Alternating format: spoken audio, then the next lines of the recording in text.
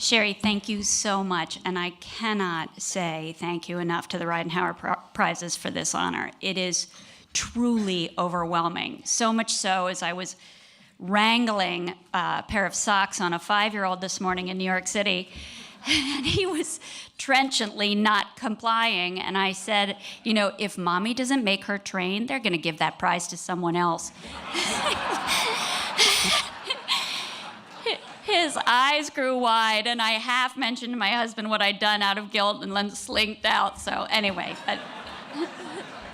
so there's that in the future. But so you know, this story, yes, to witness what is afoot and really just ramping up in terms of fracking in America is pretty terrifying, and we don't have to look any farther than Chevron's recent acquisition of Anadarko last week to think that this is getting bigger, and it's getting bigger fast. And it's getting bigger fast not on a lot of our front pages because it's a hard story to tell. The industry itself controls the information.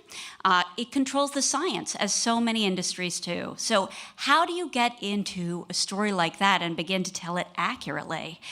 So as I showed up in the towns of Amity and Prosperity and started to follow Stacy after I met her at the Morgantown, West Virginia, the airport, when she spoke out publicly for the first time, I began to see that one of the ways we were getting this story wrong is it wasn't just a story of fracking and a decade-long boom. It was a story of how rural Americans have paid for the energy appetites of urban Americans for more than a century.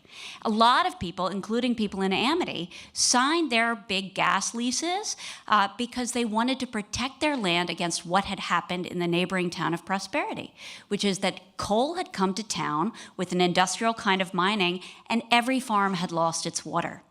And so I remember showing up on one farm with a farmer who, the late Bill Hartley, who he had 2 jobs, as many farmers do, and he ran a barbershop on his farm. And when I showed up and said to him, you know, he said, "Where are you from?"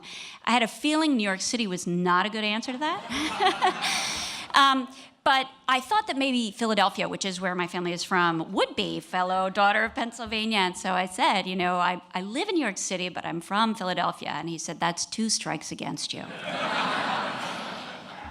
And so a lot of this project, as much as it was about the science and the technology and business, it's really a story about people. And it's really, you know, this is before Trump country became a thing. And, you know, I watched CNN show up in my motel and was like, I've been here eating these cookies for years. But so really, what we need to learn is how to listen across that divide, because it's happening again. And it's happening with issues that in fossil fuel communities or communities where extractive industries have operated for a long time, ideas like the Green New Deal are terrifying and seem that they are unpatriotic. And so how are we going to listen before 2020? I really just want to say that in this room of fellow practitioners, because it's something I myself am trying to figure out how to do now.